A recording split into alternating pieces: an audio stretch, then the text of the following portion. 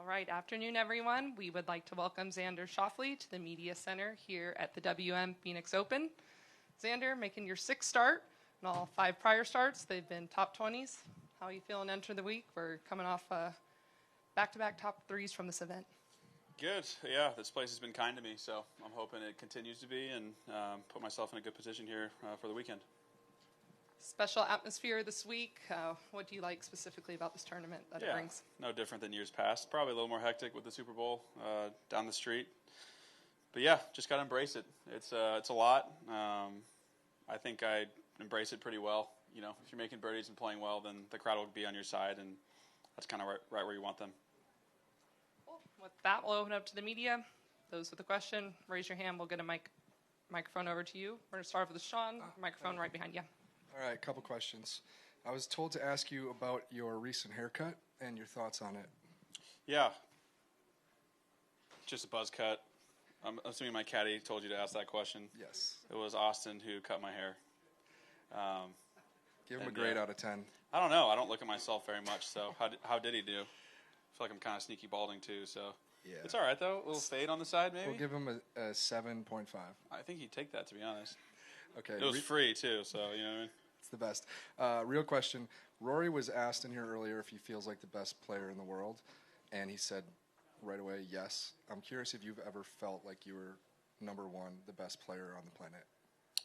I feel like I've had flashes where I've played to that level, but I think the beautiful part of what I'm doing is I feel like I haven't even touched up on that yet. So there's a lot that I need to do to get to that point where I wake up and can just do everything with the golf ball, and the mental game with that also follows. So yeah, I've had flashes and moments, but it's definitely something that everyone, Rory and the guys who are very confident in saying it, they've been there at number one.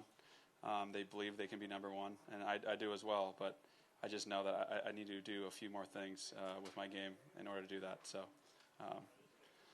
well on my way. And we'll go here in the back. Yeah, talked to a couple guys, and they mentioned how this week can be exhausting or a little bit more tiring than other PGA Tour weeks. Is that the case with you? Yeah, probably. At the end of the day, you're maybe a little bit more mentally drained than normal. Just a little bit more focus. There's a lot of really good holes on this course that demand a lot of focus, and when there's a lot of stuff going on and you're waiting on a tee box for 20 minutes, you still have to step up and sort of sack up and hit a really good shot. So I think for those reasons, maybe it becomes a little mentally draining at times. And Hovland mentioned 16th especially is, quote, a shit show. Do you enjoy... Subtle? Yes, exactly. Do you enjoy that atmosphere? Yeah, it's juices get flowing in there, tend to club down versus trying to hit a sawed-off shot. And yeah, just hit the green, and people will cheer for you. It's pretty simple. And sticking to the left here with Ben Everill. Mate, briefly yesterday you said that you're at a point now where you're feeling almost 100%, no more excuses. Is that the case? You're at your best? Yeah, I feel very healthy, which is great. It's been, Palm Springs and Torrey was a little iffy. Good days, bad days, but just kind of a healing process. So very lucky. Like I said before, I got a really good team around me, and they've been telling me and giving me good advice on what I can and can't do and what I should and shouldn't do. So I've been following their every step and feeling really good body-wise. And you never owed anything in this sport, but do you feel a sense of one that got away here one or two that got away, and there's that extra drive, I guess, to get it done here? I mean, I think you just have to go and get it. I feel that's the mentality. If you sit around feeling like the game owes you something, you'll probably be on your couch before you know it. So I feel like it's just no matter what happens, you got to go and get it. And I think in every one of those moments where I've had a close call, I didn't get it. So it's one of those things where it puts a chip on your shoulder that one that's already there, but it maybe adds another mark to it, and then you just got to move on. Right here with Cameron. Xander, in a normal tournament, when you're in contention or in the lead, it's intense coming down. It's not easy to get it done on the final 2 or 3 or 4 holes. In this tournament, because of the way it's structured, you get to 16, you're sort of surrounded by everybody, and it's rowdy and crazy. Does that make it harder, just because those last 3 holes are just, especially 16, are just so intense normally? I think if you just, the crowd obviously adds to the excitement, which is great. And if you just look at the holes coming down the stretch, they're really demanding shots. It's very much an execution finish. Hit the fairway on 15, you got an iron into the par 5.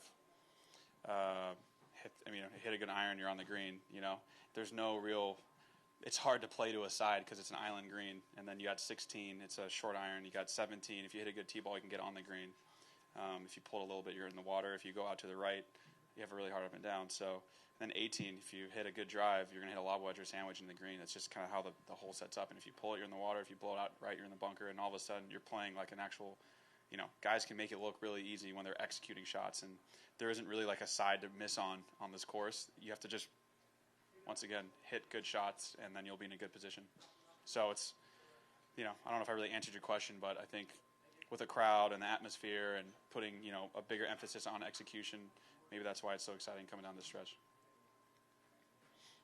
And we're moving to the back. Hi, Xander. You led the tour in par 4 scoring average last year. Just wondering, what you think you do so well on par 4s that allows you to do that? It's probably multiple answers to it, but I think if you think your way around certain holes, there is a dominant side you can play to. Sort of play your way up. The fairway is always obviously where everyone's eyes goes, but if you kind of frame a certain hole a certain way based on how you hit it and how you're hitting it, you can kind of give yourself a bigger advantage on a hole to certain pin locations. And then, I think probably last year I started chipping a little bit better than in years past, which probably helped me. You're allowed to be a little bit more aggressive into pins, make a little bit more birdies, and then for the most part, I'd say I play to the fat part of the green a lot of times. It just suits my eye.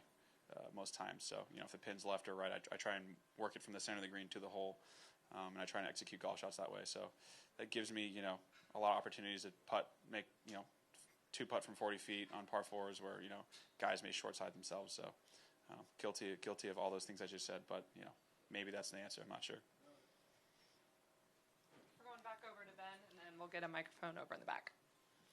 Mate, if someone was to parlay you winning here on Sunday into a Super Bowl team winning on Sunday, which team would it be? I don't have any skin in the game. I'd probably bet on the Chiefs if I had to place a bet. I'm just hoping for a close game. I'd like to see a game-winning drive there in the fourth quarter. I think that'd be really entertaining for selfish reasons, but I'm sure fans from both sides would love a blowout after the second quarter, so I got nothing in it. Hey, Xander.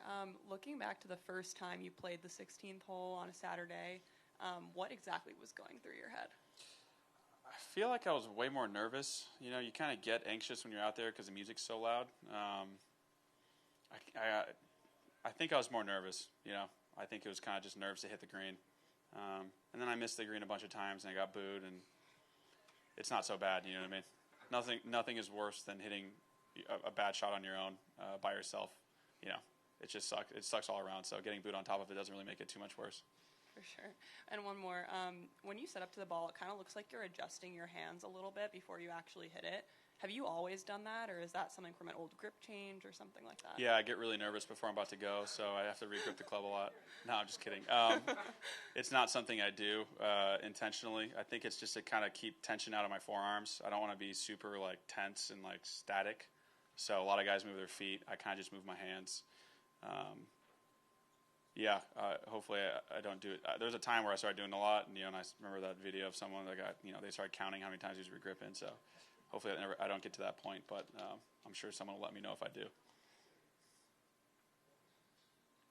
Perfect. That's all the questions we have. Thank you, Xander, for taking the time. Good luck this week. Thanks.